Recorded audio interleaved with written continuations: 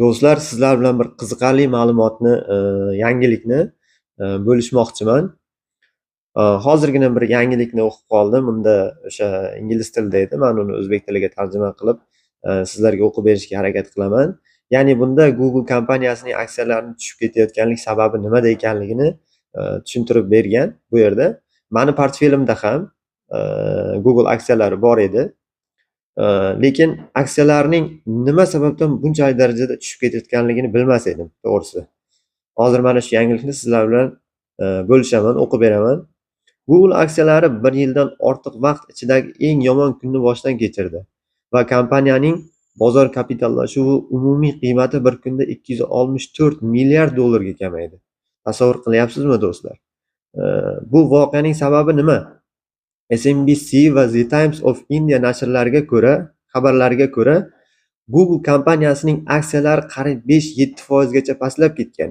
Buning quyidagi omillar sabab bo'lgan. Yetakchi olimlarning ketishi, kadrlar inqirozi, ya'ni Google sun'iy intellekti AI yo'nalishidagi eng muhim va nufuzli olimlardan ayrildi.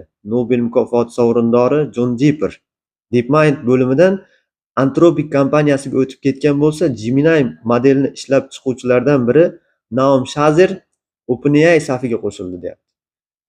Investorlarning xavotiri bunday kuchli mutaxassislarning raqobatdosh kompaniyalarga o'tib ketishi bozorda Google sun'iy intellekt poygasida ortda qolyapti degan vahimani keltirib chiqardi va investorlar o'z aksiyalarini sota boshladilar. Mana shunaqangi holatlar bizni bozorni o'shanaqa holatlariga ham tayyor turishga undaydi do'stlar. Va bilimimizni yanada kuchaytirishga, yanada izlanishga bizni undab keladi. Bunda yana nima xulosa chiqarish mumkin?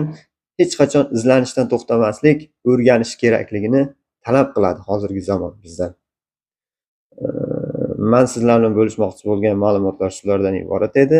Bizni kanalni kuzatishda davom eting. Undan-da qiziqarli ma'lumotlarni ulashib borishda davom etamiz.